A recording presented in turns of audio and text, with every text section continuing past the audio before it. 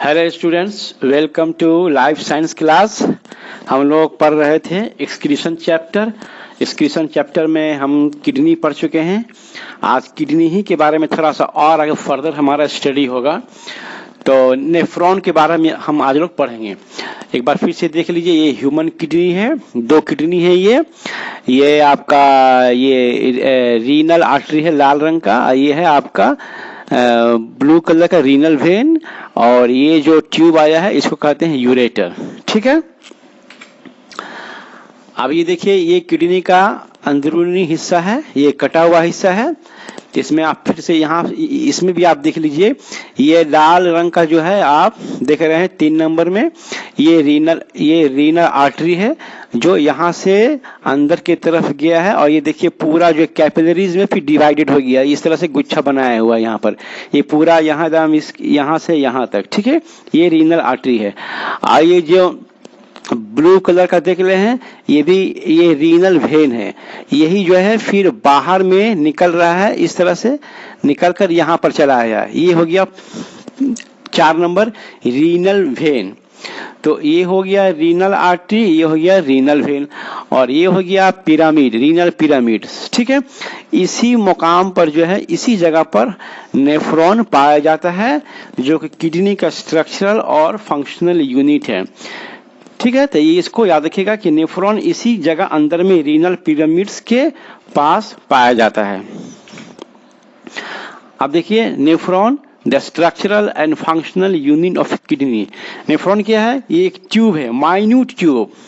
ठीक है, तो ये एक जो है सरसरी नजर से इसको देख लीजिए, ये पूरा नेफ्रॉन का एक स्ट्रक्चर है। ठीक है, इसे आप देख लीजिए, इसके बाद फिर हम आगे बढ़ते हैं, फिर एक एक करके सबका स्ट्रक्चर हम बताएंगे। देखिए, ये किडनी हुआ, किडनी का आप देखिए यहाँ पर ये वाला रीनल आर्टरी है, ये अंदर के तरफ जा रहा है। ठीक है, ये लाल रंग का डिवाइडेड हो गया यहाँ पर सब, ये इसका ब्रांच है, ये रीनल आर्टरी का ये ब्रांच है, ये सब ब्रांच है, ये ब्रांच है। और ये जो है रीनल वेन है, ये मोटा वाला जो देख रहे हैं, ये अंदर में ये ब्लू कलर का जो है यहाँ है, यहाँ इसे पूरा इसका ब्रांच है। ये पूरा ब्रांच जो है फिर आकर एक जगह सीमेंट कर, जब बाहर निकलते हैं तो ये रीनल वेन हो जाता है। उल्टा देखिए, ये रीनल आर्टरी है, ये अंदर में ब्रांच हो रहा है, इसकी शाखें बन रही है, ये शाखें बन रही है यहाँ पर। ठीक है, तो रीनल आर्टरी माने किडनी के अंदर में पहुंचकर शाखों में डिवाइडेड हो रही है।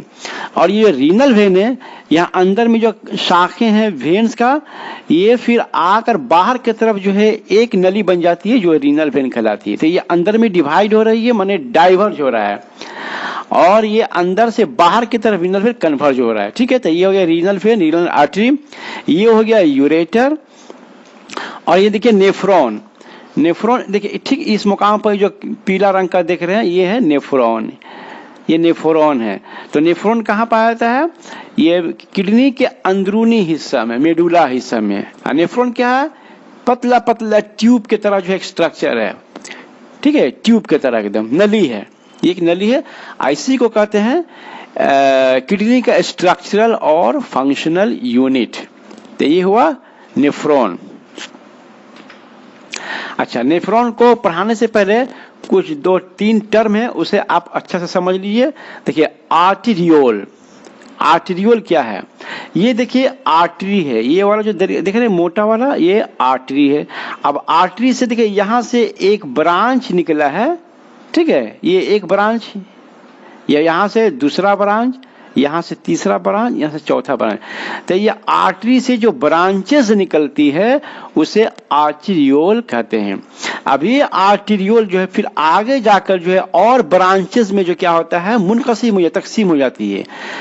माने ये आर्टेरियोल जो है कई शाखों में जो है तकसीम हो जाती है, मुनकसिम हो जाती है। ठीक है, तो ये अब जो है कैपिलरीज का एक जाल बन जाता है। देखिए, एक जाल की तरह नजर आ रहा है। अब ये जो पतला पतला जो ब्रांच है, इसे कैपिलरीज कह रहे हैं। अब ये कैपिलरी जो है एक तरह का शाख बन गया। ठीक है, तो कैपिलरीज क्या है? कैपिलरीज क्या है? आर्टरीज, आर्टरी का ब्रांच आर्टेरियोल और आर्टेरियोल का ब्रांच कैपिलरी। ठीक है, ये उसकी शाखें हैं। अच्छा, ये हो गया कैपिलरी। अब फिर यही कैपिलरी से यहाँ पर देखिए, अब यहाँ पर ये कैपिलरी जो फिर जो है यहाँ से जो डिवाइडेड हुआ था ये, अब यहाँ पर आकर देखिए ये एक जो है फिर यहाँ से आकर ये यही जो शाख है यहाँ पर एक ब्रांच, मुकम्मल ब्रांच हो गया, फिर ये आकर यहाँ एक ब्रांच हो गया, यहाँ ब्रांच, यहाँ ब्रांच। अब ये चारों ब्रांच जो है यहाँ पर नजर आ रहा है। अब इसको बोलेंगे एक एक ठो को बोलेंगे वेन्यूल। जैसे यहाँ पर ये आर्टरी का ये ब्रांच आर्टेरियोल है, अब ये हो गया वेन्यूल। अब ये चारों वेन्यूल जो है फिर एक साथ मिलकर एक वेन जो है वेन की तामीर करते हैं।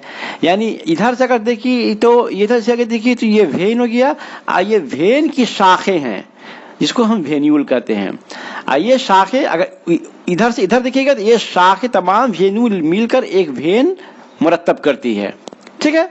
तो ये हुआ एक टर्म है आर्टेरियोल, आर्टरी, वेन, वेन्यूल। और ये कैपिलरीज, कैपिलरीज क्या है?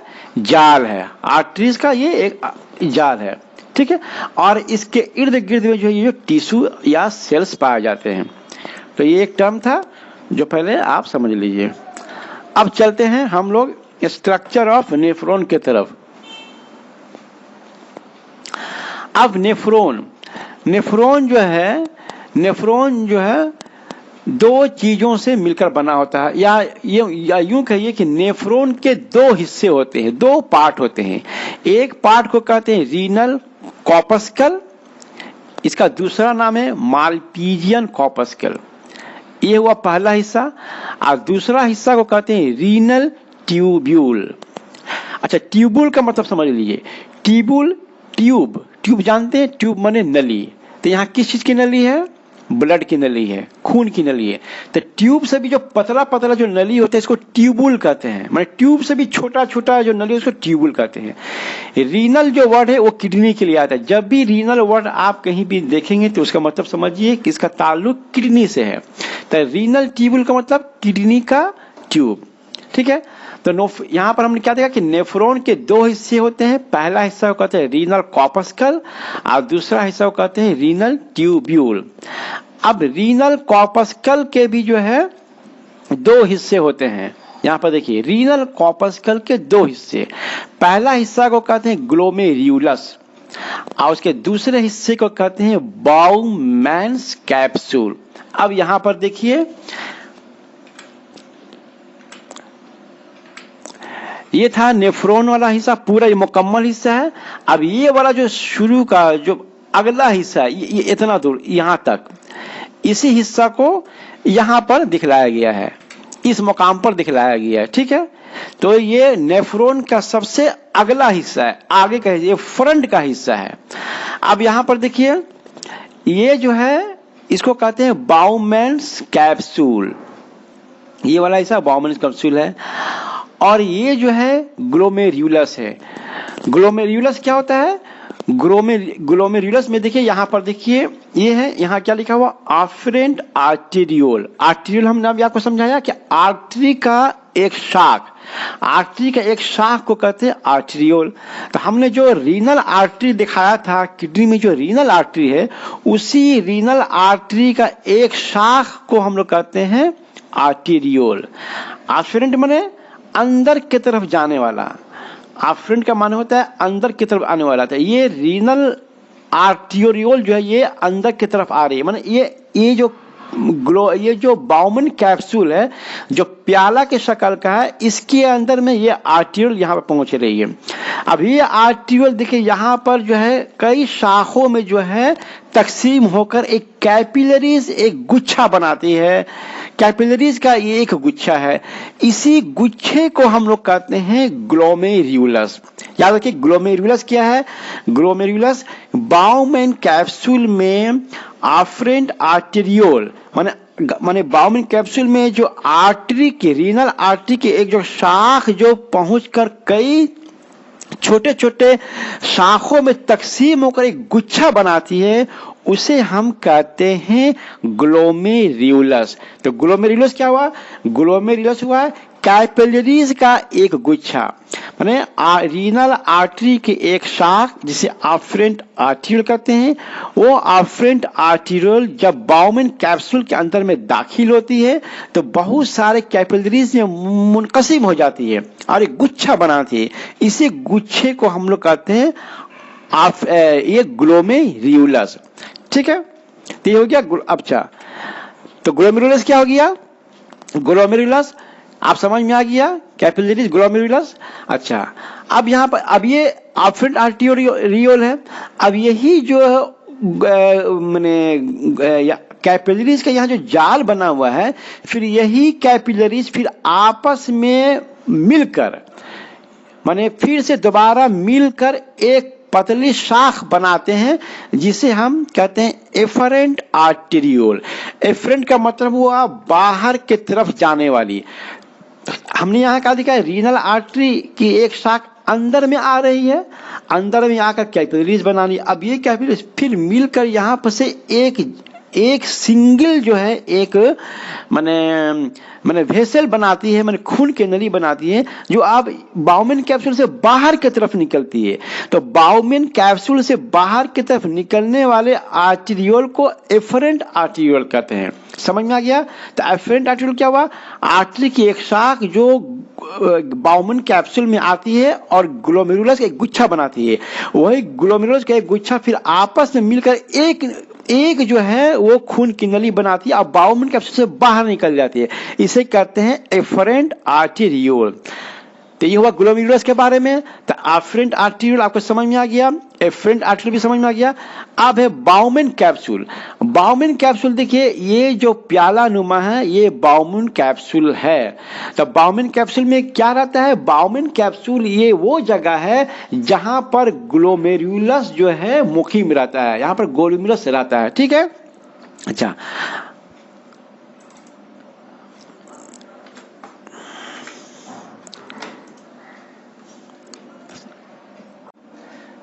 देखिए ये है आपका बाउमेन कैप्सूल। यहाँ पर प्याला की तरह इसका शक्ल है। ये अंदर में देखिए ग्लोमेरुलस आया है, पहुंचा है, जो कैपिलरीज में सब डिवाइडेड है।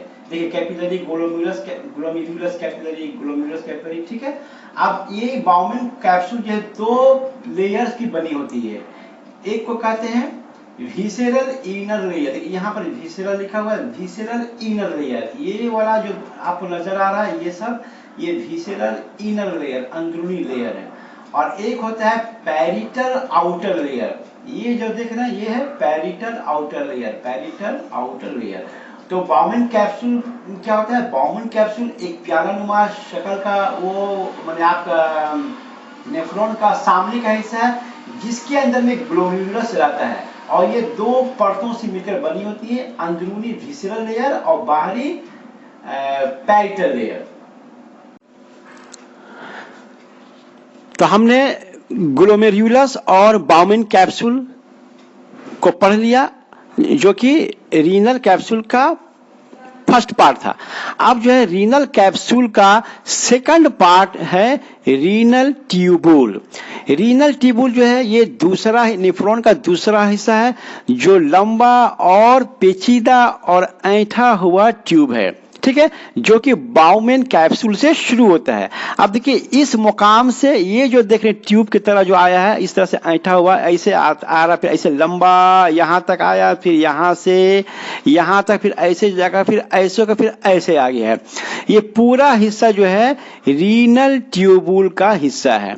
अब इस रीनल ट्यूबुल को भी जो है 4 हिस्सों में तकसीम किया गया है। पहला जो है प्रॉक्सिमल कॉन्वोल्यूटेड ट्यूबुल। देखिए प्रॉक्सिमल का मतलब होता है नजदीक, नियर, क्लोज। तो किसके close?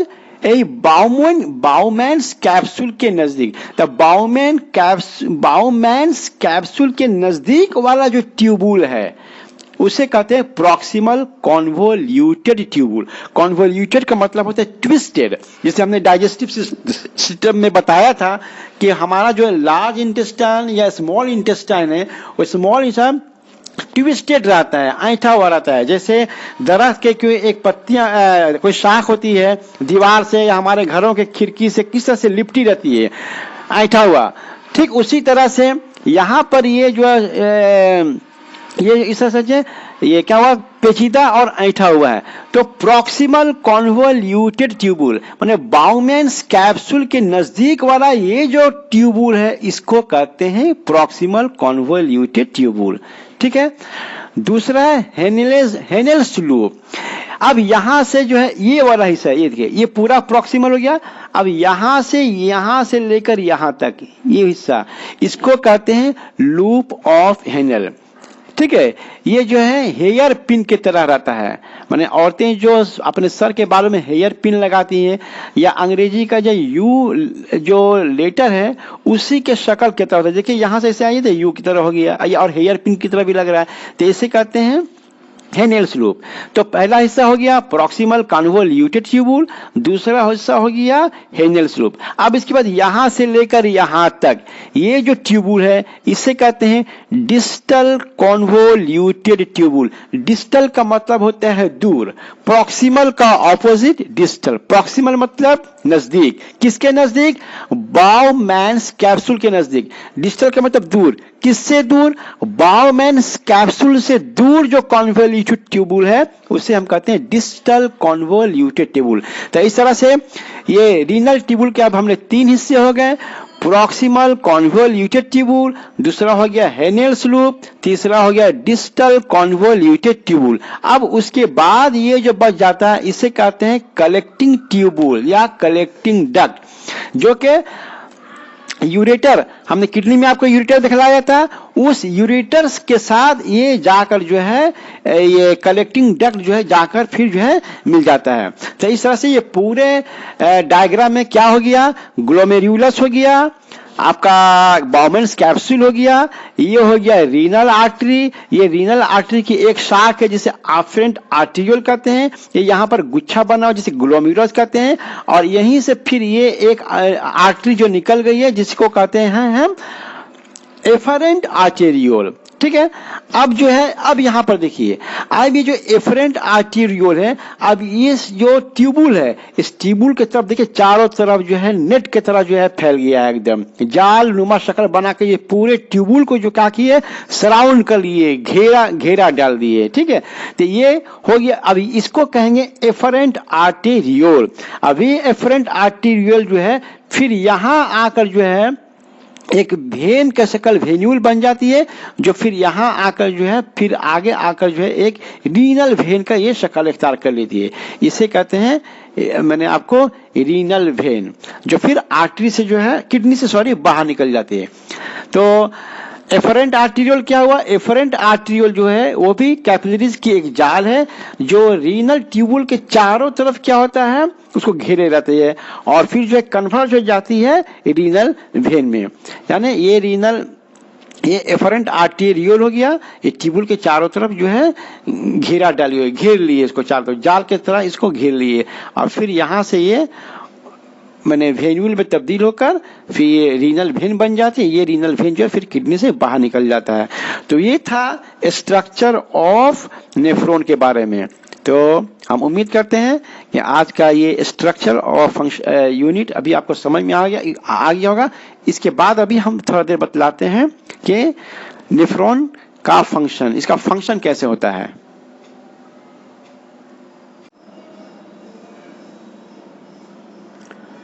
Function of nephron. Nephron का फंक्शन है ब्लड से यूरिन बनाना। ब्लड से यूरिन बनने में 4 मराहिल से ब्लड को गुजरना पड़ता है।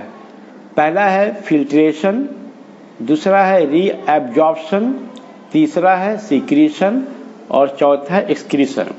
यानी खून से पेशाब बनने में खून को 4 मराहिल से गुजरना पड़ता है, जिसमें से पहला को कहते हैं फिल्ट्रेशन, दूसरे मरहले को कहते हैं रीएब्जॉर्प्शन, तीसरे मरहला को कहते हैं सीक्रेशन और आखिरी मरहला को कहते हैं एक्सक्रीशन। सबसे पहले क्या होता है कि खून जो है आफरेंट आर्टेरियोल से ग्लोमेरुलस में पहुंचता है। पहुंचने के बाद यहाँ बाउमन कैप्सूल में ब्लड का दबाव जो है बहुत ज़्यादा बढ़ जाता है, जिसके बायस खून में जो प्लाज्मा और प्लाज्मा में जो घुली हुई ठोस चीजें हैं वो बाउमेन्स कैप्सूल के पतली दीवारों से छन जाती है।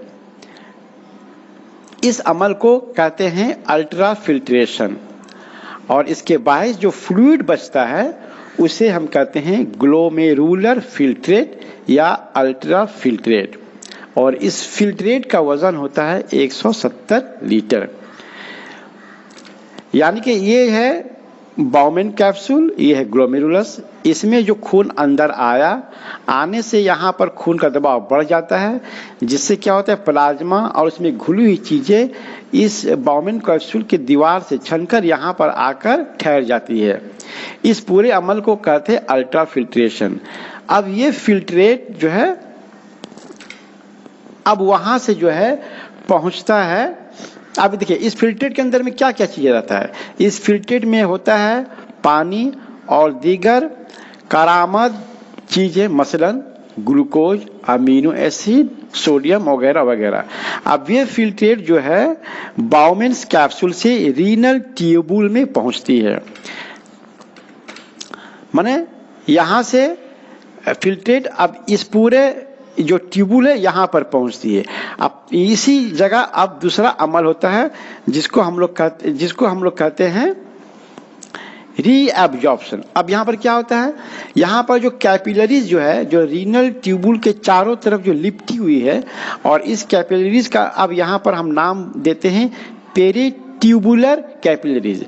अब ये कैपिलरीज क्या करती है कि उस फिल्ट्रेट से ज्यादातर पानी और दीगर जो कारामद चीजें उसको जज्ब कर लेती है और उसे सर्कुलेशन में भेज देती है। इस अमल को रीएब्जॉर्प्शन कहते हैं।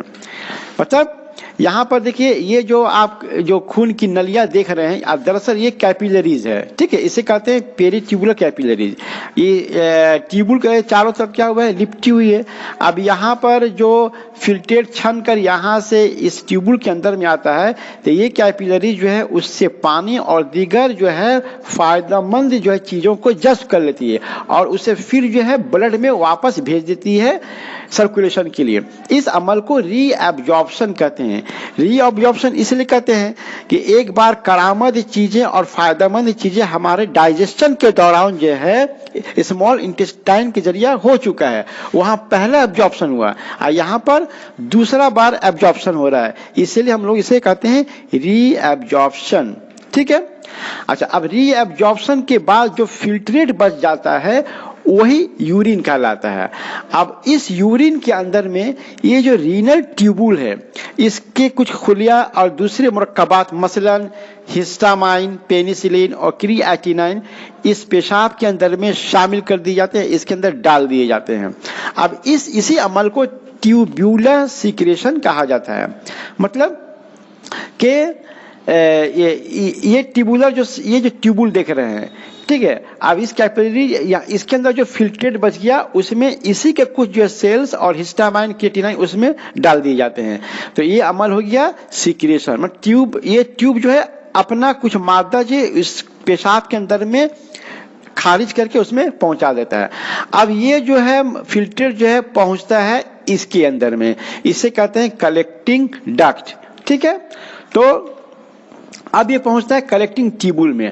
अब उस कलेक्टिंग ट्यूबुल से यूरिन जो है फिर यूरेटर के जरिए जो है यूरिनरी ब्लैडर में पहुंच जाता है और बिल आखिर यूरेथ्रा के जरिए वो पेशाब जो है हमारे जिस्म से बाहर निकल जाता है।